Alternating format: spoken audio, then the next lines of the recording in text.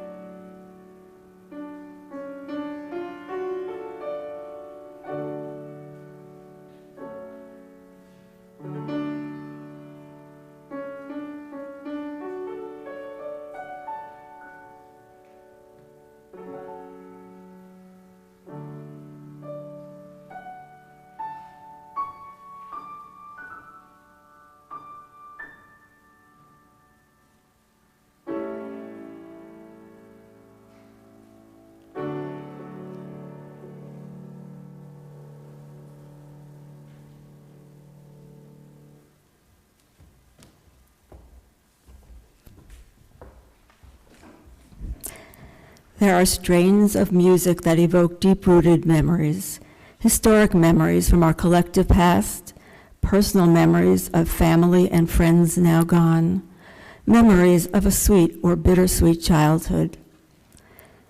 The mournful melody draws us within ourselves and back in time. How can we draw solace and strength from our treasured memories? How do we find meaning in life in the face of inevitable death? The spark of life burns brightly, and then the ineffable silence. No words can fill the void. There is no justice in death. So great is the pain, so unreasonable the emptiness, the dark despair. Since time immemorial, in every culture, people have invented myths to dispel the darkness. Myths of heaven, immortality, resurrection. But however we seek to explain it or make it palatable, death comes upon us unawares. We are not prepared to lose those whom we love.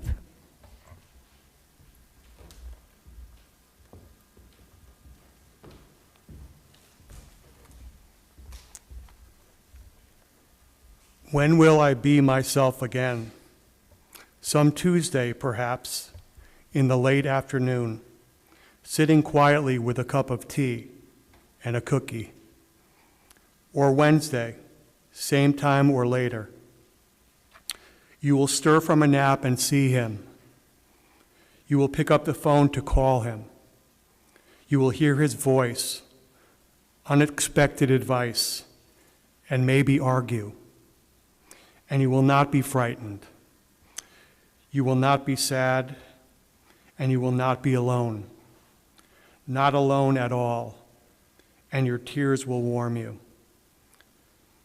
But not today, and not tomorrow, and not tomorrow's tomorrow, but someday, some Tuesday, late in the afternoon, sitting quietly with a cup of tea and a cookie, and you will be yourself again.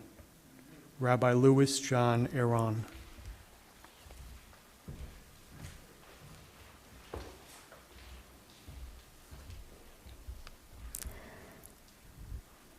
We each live with our memories. We cannot escape them. They grow to be a part of us. Good memories comfort us with pleasant nostalgia. A word, a melody, a flavor or scent can evoke the warmth of family, good times with friends, bright moments of joy. Bad memories assault us with ancient pain and long-ago fears. Times when we were lonely or frightened can rise up to disturb us anew. It is human to remember. Because we remember, we have culture. Because we remember, we have tradition. Because we remember, we are able to learn from the past and create a better future. The vocabulary of Jewish life is rich with remembrance. Holidays and festivals commemorate ancient events. The past is treasured as a precious legacy to be studied and understood, revered and celebrated. Yet this same cherished past includes centuries of persecution, tyranny, and destruction. HaShoah, the pivotal event of the last century, was so tragic in its dimensions, so enormous in its cruelty, that some would prefer to bury it beyond recollection. Some would even deny its reality. Today, when we would become at one with our past, we remember HaShoah, the Holocaust that engulfed 6 million of our people and millions of others in a conflagration unprecedented in history. Let us say together, we shall not forget, because we, the living, are all survivors of the Holocaust. We are heirs to the ultimate horror of HaShoah. Neither shall we forget the unspeakable tragedies that continue to unfold, whether on distant shores or closer to home. We mourn the victims of the worldwide COVID pandemic.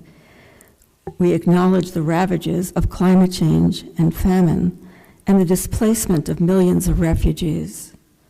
We pledge to reduce the systemic institutionalized racism that infects every area of American life for Black and Indigenous people and people of color.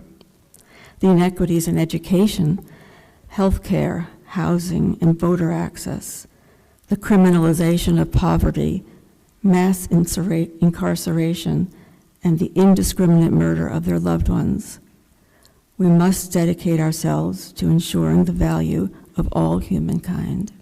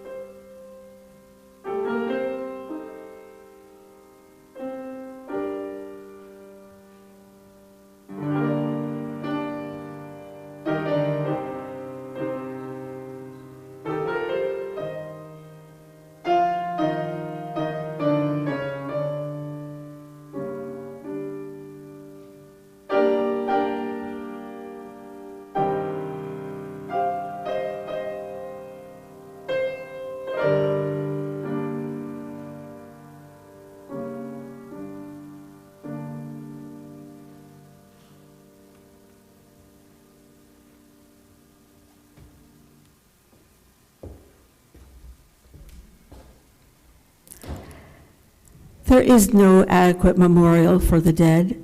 Indeed, memorials are more often for the living. They give us a chance to remember loved ones with unabashed tears, a time to recall a story, repeat a gesture, a time to reaffirm a love. Parents and peers, family and friends are forever joined to us by bonds of affection and shared experience. The pain of separation never completely disappears, but neither does the fond memory of their lives. They are constantly with us, even when we do not think of them.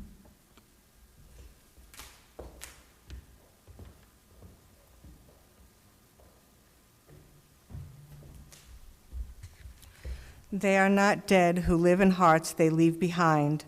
In those whom they have blessed, they live a life again, and shall live through the years eternal life and grow each day more beautiful as time declares their good, forgets the rest, and proves their immortality. Hugh Robert Orr, adapted. Let us say together, the memory of those I loved in life and still love in death blesses my thoughts and my actions. The special grace of their years reaches out to touch my heart and give me hope.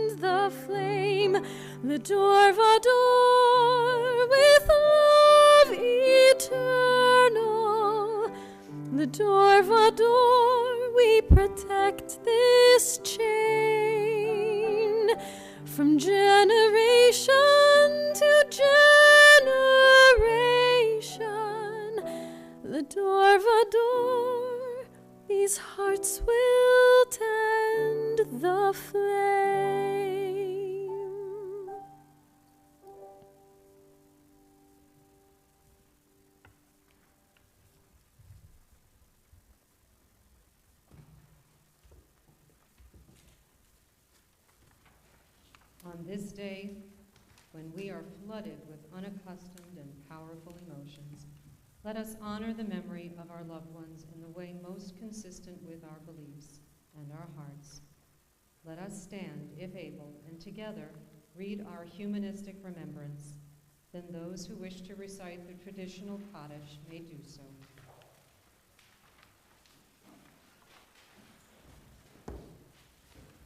Those who taught us to laugh and to cry, we remember them. Those who held us and whom we held, we remember them.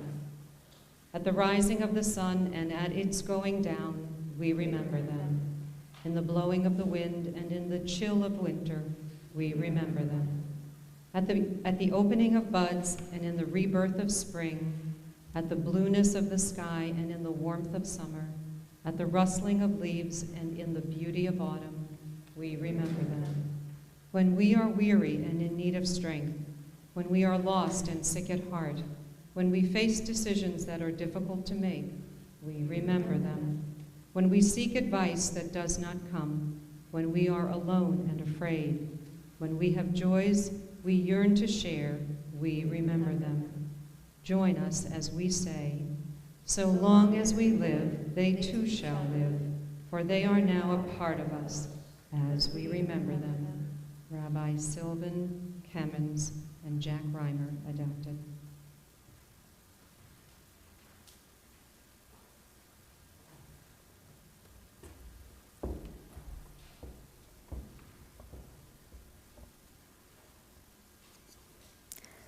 The traditional mourner's Kaddish, an ancient verse written in Aramaic, extols the greatness of God and the majesty of creation. As a theological prayer, its sentiments are inconsistent with our humanistic liturgy. Nonetheless, for many people, the mournful chant evokes thoughts of loved ones who wish to be remembered and honored in this way. Please continue to stand while those who wish to recite the Kaddish do so now.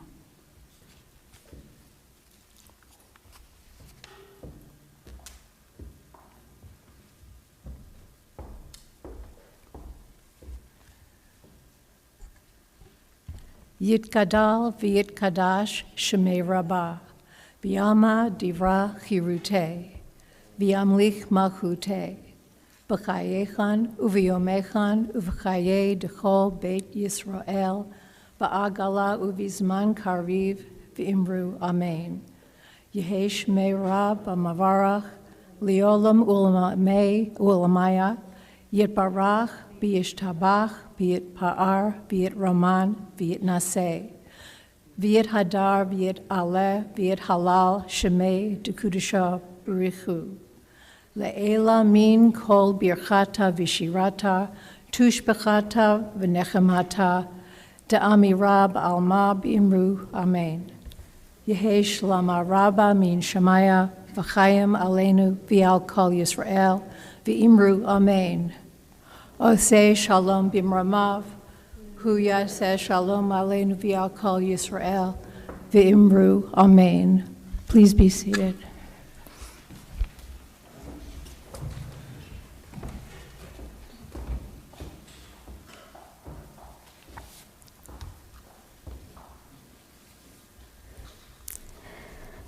It is tradition to remember those in our congregation who have passed away since the last high holidays.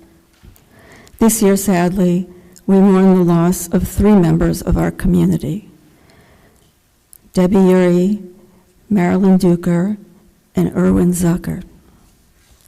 Last week, we learned of the passing of Erwin Wolf Zucker, who many longtime CHJers will remember. He grew up in a secular family, but in his 20s, he decided to be bar mitzvahed, feeling it was essential for him to formalize his Jewish roots.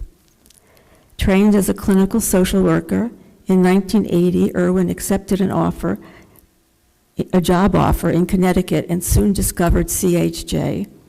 He appreciated CHJ's mission to celebrate and enrich Jewish identity and values. Equally important, it was a Jewish community where he and his French-born wife, Francoise, were warmly welcomed, and where they would attend high holiday services and community events for many years. Erwin was always an original thinker and also a man of his time. He initiated support groups for men where there were no topic was off the table, and pursued interests such as meditation. He also loved being in nature and spent many weekends restoring old stone walls around the Connecticut countryside. Marilyn Duker joined CHJ at the age of 95. Before retirement, she taught statistics at the college level and co-authored 2 widely used books on the subject.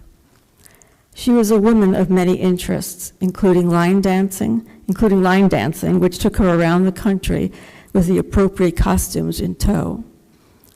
She had a sharp mind and was an avid member of the New Yorker magazine discussion groups in Stamford and in Weston, where she was highly valued for her insights. At CHJ, she joined the book group, tried out women's rap, and attended various other events. With everything on Zoom, however, she found it harder to make new friends, and few in our community came to know her. But those who did admired the equanimity with which she approached old age. Now, sadly,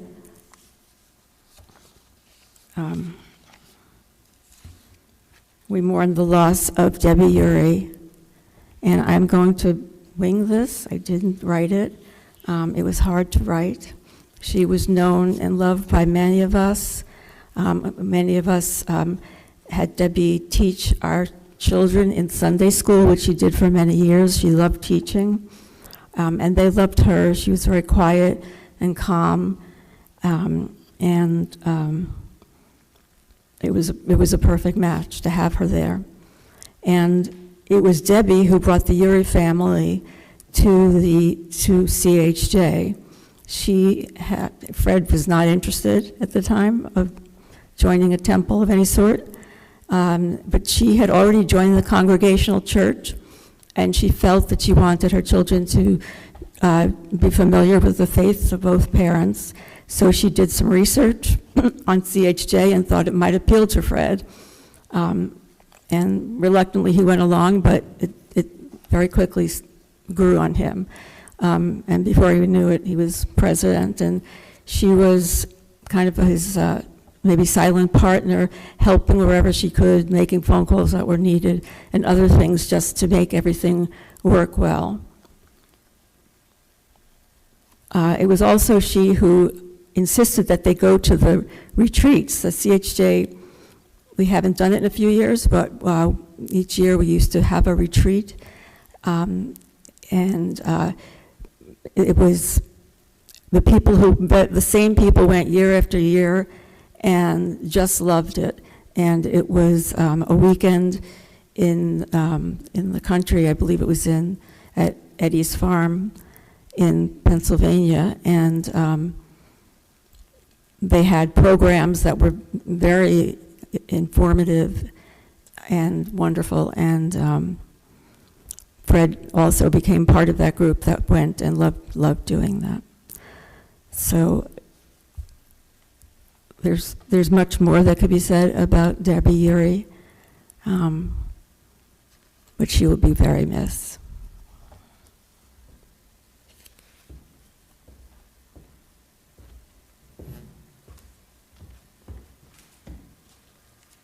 George Rockmore remembers his parents, Irving and Hilda Rockmore, and his friend, Joseph Gans. Jessica Wolfe remembers her parents, Anne and Saul Wolfe. Ellie Weinstein remembers Lori Weinstein, her loving husband of 52 years, and loving father of Tanya, Joshua, and Seth. Sheila Felsen remembers her parents, Sam and Lily Blumenfeld, and the parents of her husband, Marv, Morris and Helen Felsen. Eileen Ginsberg offers a remembrance of her husband, Bob Ginsberg, who was so active in our congregation and who will be acutely missed even after another 12 years have passed. Ruth Light remembers Roger Michael Antonio Wolfe, a dear friend who never said an unkind word, and Leslie Martin, wife of a lifelong friend and a social worker who restored the lives of so many veterans. Lou Reams wishes to honor the memory of Paula Reams, his wife of 59 years, and an active member of CHJ beginning in 1969. Philip Garrison is remembering his father, Harold Garrison, and his mother, Marjorie Garrison. Alexandra Mack remembers her mother, Ellen Mack. Carol Tilkin remembers her parents, Meyer and Rose Goldstein, and her brothers, David and Arthur Goldstein. Mitch Tilkin remembers his parents, Ben and Jeanette Tilkin, and his sister, Nancy Blotner. Michael Retzky wishes to remember his parents, Helen and Meyer Retzky, and his older brother, Sidney. Myrna Retzky remembers her parents, Olga and Jean Marks. Carol Cedarbaum is remembering her dear husband, Eugene, father to Deborah and Mark. Terry Klein would like to remember her parents, Ruth and Albert Youngman. Marilyn Brownstein wishes to honor Sam Brownstein, her husband of 59 years.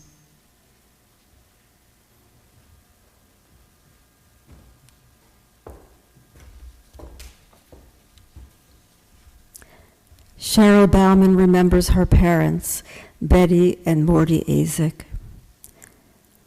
Stephanie Ross remembers her husband, Stuart Ross, her in-laws, Ruth and Bernard Ross, her brother-in-law, Michael Ross, and her parents, Rose and David Banks. Stephen Culla remembers his parents, Joseph and Miriam Culla.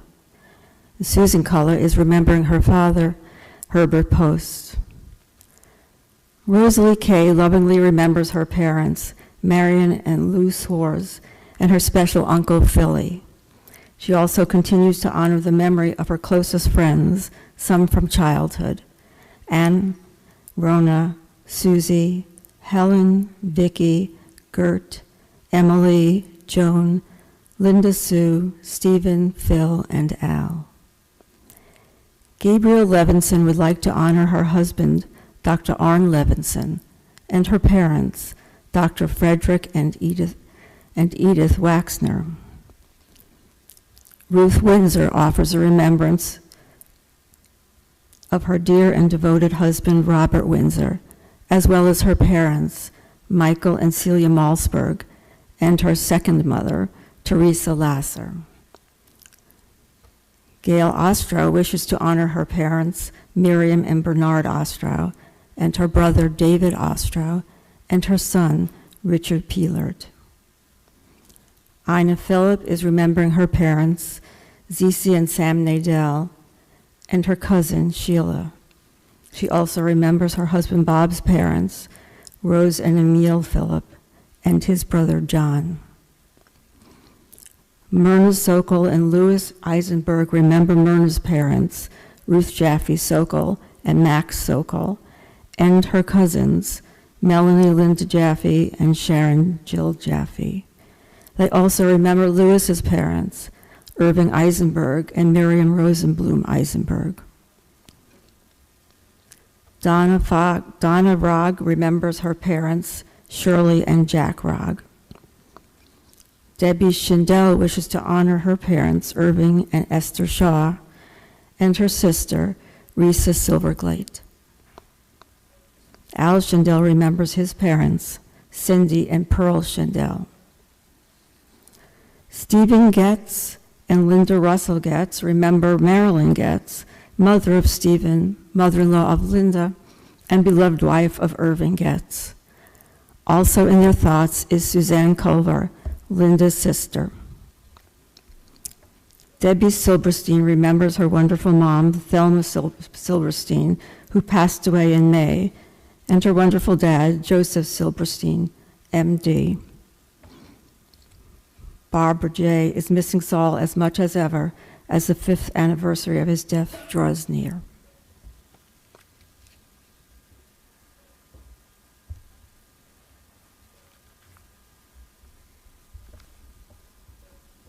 In ordinary times, we would now invite those who have lost a loved one in the past year to step forward and light a yahrzeit candle. Tonight, we will light a single yahrzeit candle in their memory and invite those of you at home to light a candle for your loved one.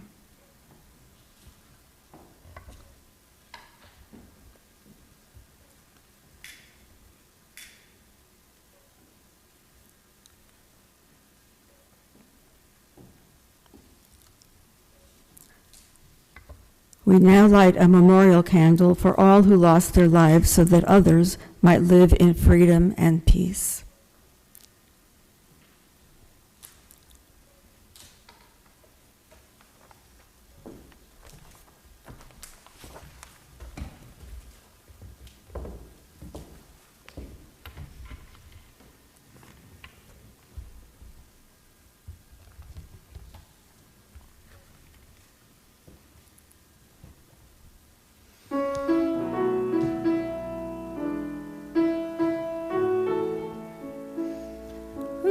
Stars up above, so far away we only see their light, long, long after the star itself is gone. And so it is with people that we loved.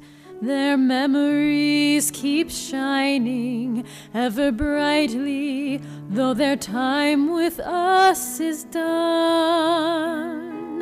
But the stars that light up the darkest night, these are the lights that guide us as we live our days. These are the ways we remember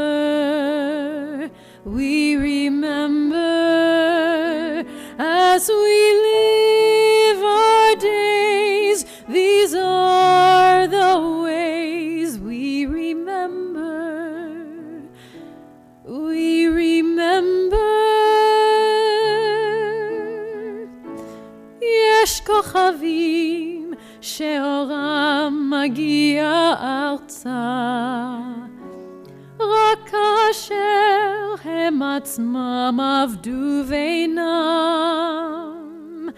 יש אנשים שזיו זכרם מאיר, כאשר הם עצמם אינם עוד בתוכנו.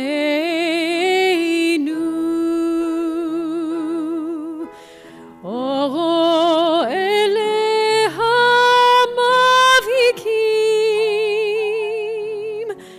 בחשכת הליל,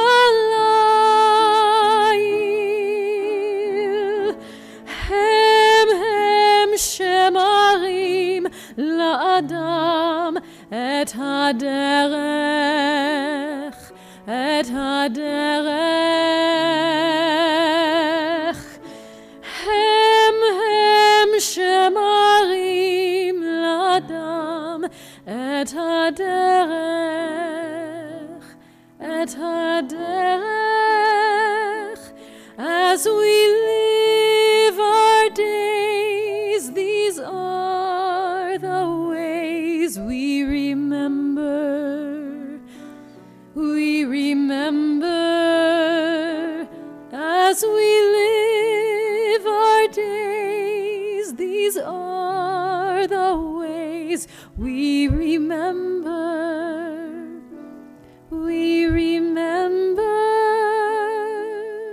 We remember. We remember.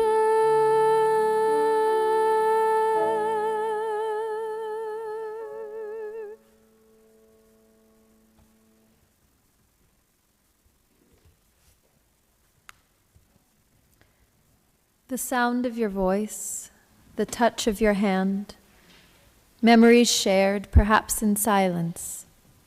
These moments I shall remember.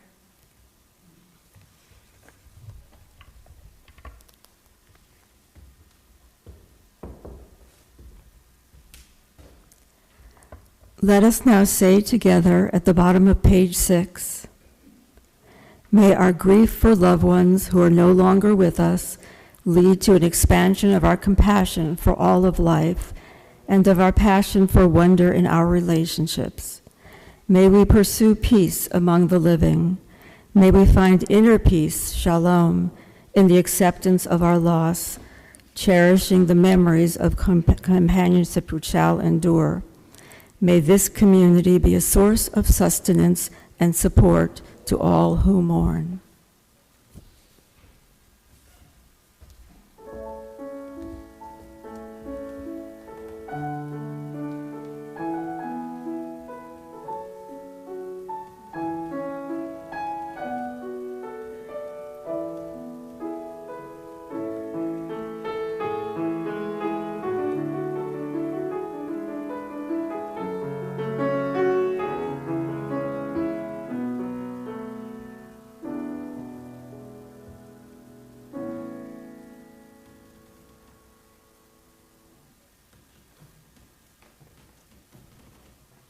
The day is fading, soon it will be dark.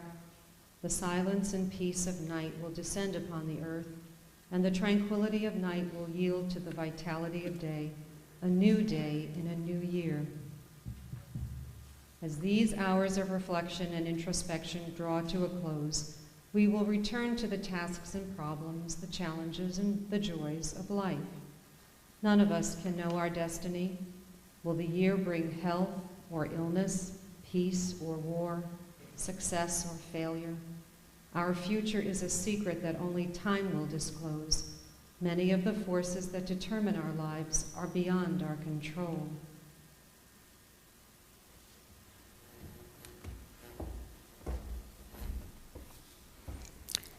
Yet, much of who we are and what we do is ultimately in our own hands. We have the freedom and the responsibility to make our own choices in life and to find our own meaning. Philosopher and Holocaust survivor Viktor Frankl tells us, everything can be taken from a man but one thing, the last of the human freedoms, to choose one's attitude in any given set of circumstances, to choose one's own way. We can allow ourselves to be buffeted by circumstances and abdicate the responsibility for living. Or we can pursue the adventure of personal fulfillment with all the inner resources at our command. In this new year, we have the opportunity to begin anew. What does it take for us to grasp it? When Rebbe Nachman, the famed 18th century chassid, was approached by a young man complaining how hard it was to change his ways, the Rebbe asked, "But do you really want to want? Let us want, to embrace our truest selves, to embrace community, to embrace life, and all its risks and uncertainties.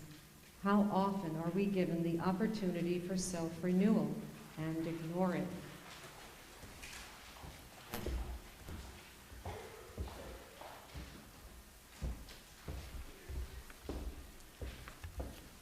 Sometimes, out of the corner of my eye, I get a glimpse of my life. In a flash, in a moment, over there, I see it clearly.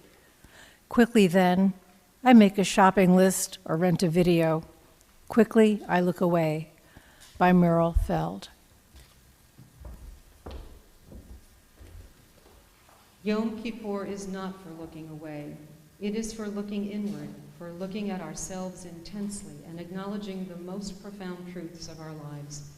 As humanists, we know that it is up to us to check the recesses of our hearts, to know the true way of moral action by which to judge what we find there, and to act on our own determination without desire for reward or fear of retribution from a supreme being.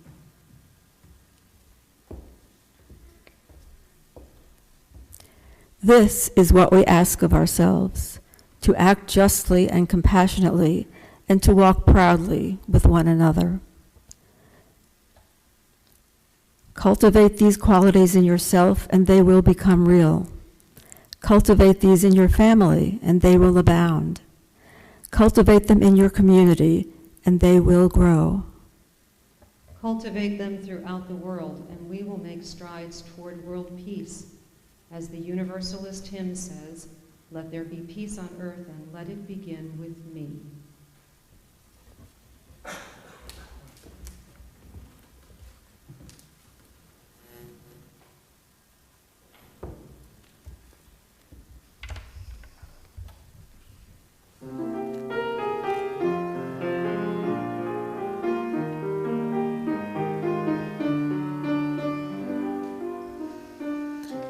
נעשה שלום בעולם, נעשה שלום עלינו ועל כל העולם, ועמו שלום. נעשה שלום, נעשה שלום, שלום עלינו ועל כל העולם. נעשה שלום, נעשה שלום, שלום עלינו ועל כל העולם. נעשה שלום,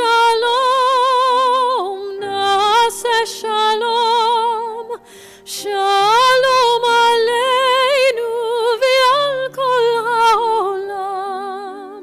נעשה שלום, נעשה שלום, שלום עלינו ועל כל העולם.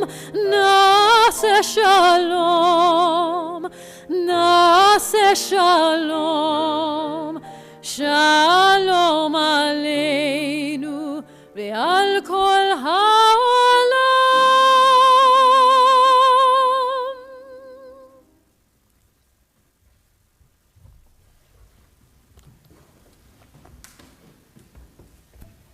Our tradition encourages us to change. Indeed, it demands that we strive for our truest selves.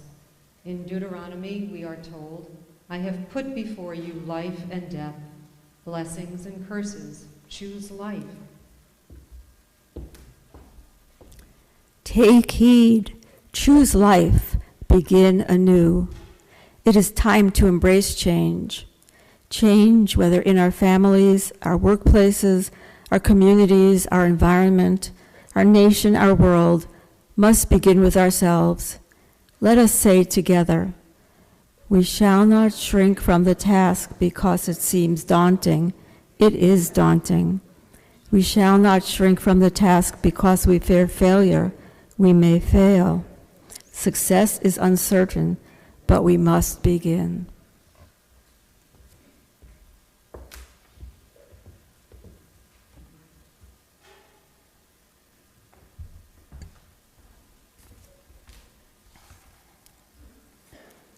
If I could speak the thin, clear vein of thought that is all entwined in webbing left from long lack of honesty, I would speak now before the sun goes down.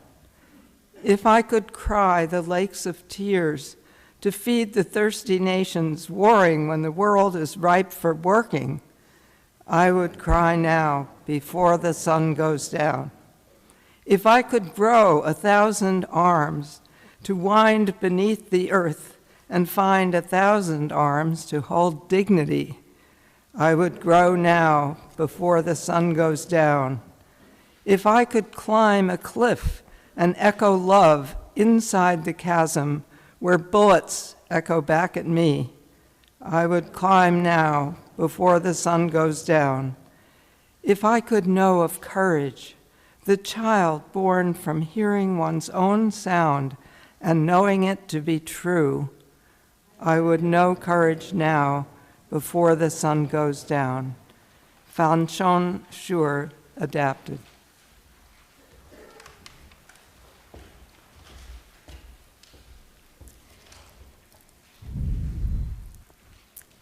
In the days and weeks ahead, let us strive to live fully and well.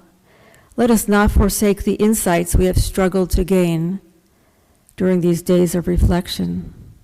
Soon the shofar's call will mark the passing of the old year, and we will prepare to greet the year to come. Let us be grateful as we break our Yom Kippur fast to all who have helped bring food and drink to our table. We vow to respond in turn to those in need.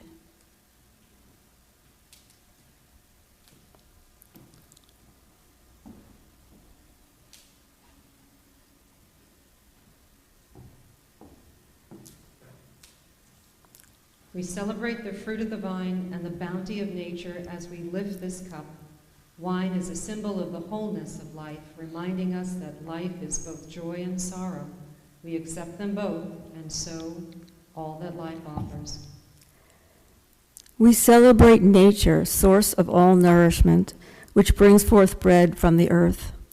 May we protect the bountiful earth that it may continue to nurture us, and let us seek fulfillment for all who dwell in the world. In the year to come, may we find strength and serenity, the joy of fulfillment, and the sweetness of love. And let us say together, may our hearts be open with generosity and our hands ready with kindness. May the days soon come when all humanity walks as one.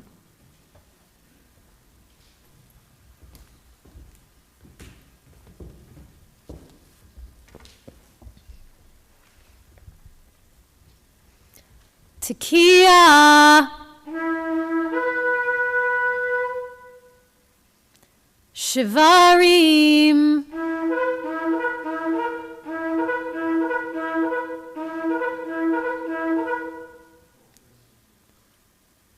Teruah,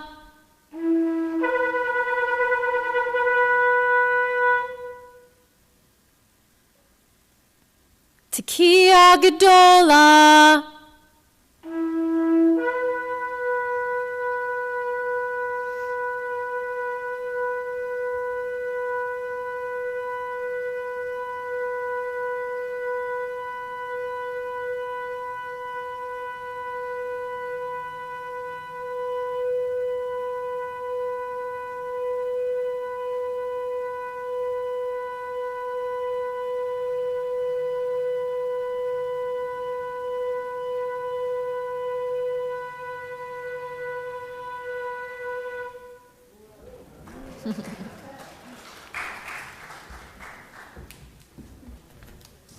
L'Shana Tova, may we look forward to a year of goodness, joy, health, and sustenance.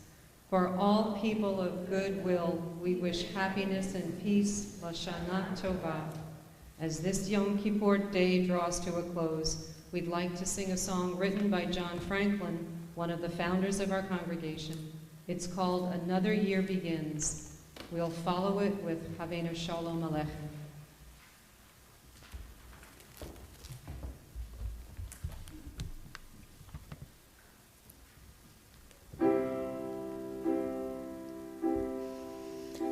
Another year begins, and since we've come this far, let's take someone else's hand and do everything we can to make the most of who we are.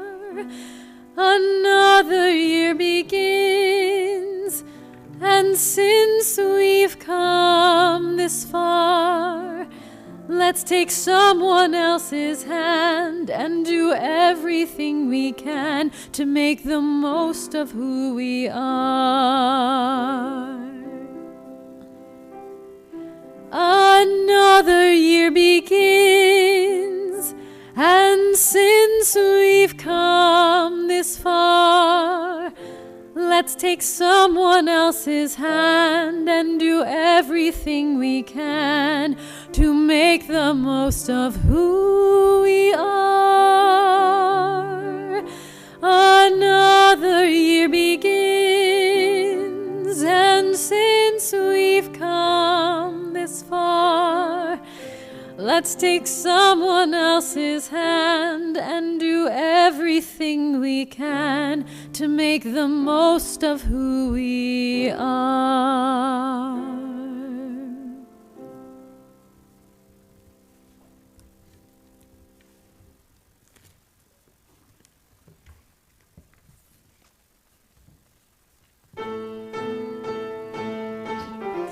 Havenu Shalom Aleichem, Havenu Shalom Aleichem, Havenu Shalom Aleichem, Havenu Shalom, Shalom, Shalom Lechem, Havenu Shalom Aleichem, Havenu Shalom Aleichem, Havenu Shalom Aleichem, Havenu Shalom, Shalom, Shalom Lechem. Shana Tova.